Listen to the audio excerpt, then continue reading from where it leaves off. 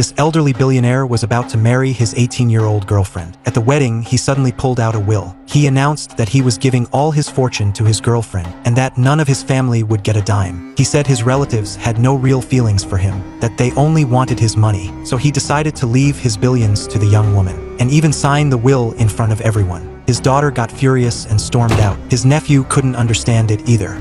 You could have signed this at home. Instead, you called us here to humiliate us? Father, don't do this. Or what? Even his son, though unhappy, couldn't stop him. With everyone watching, the old man was about to sign the will, when suddenly the lights went out.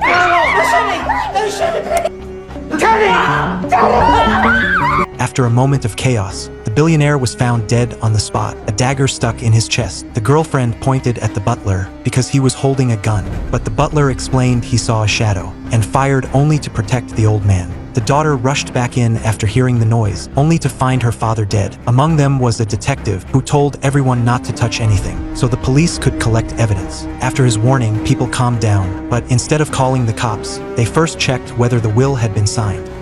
No.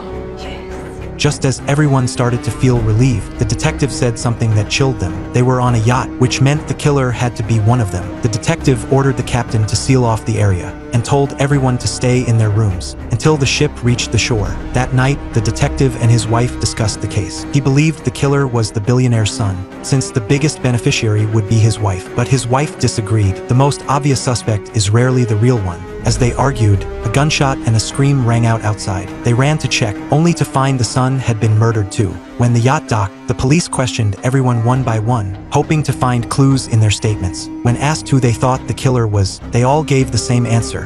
The Americans. Yes, number one. Yes. Then the chief questioned the detective couple. Even though they were cops, he still had to be thorough. His wild, illogical reasoning confused them until he suddenly revealed another clue. He had already investigated the detective's background.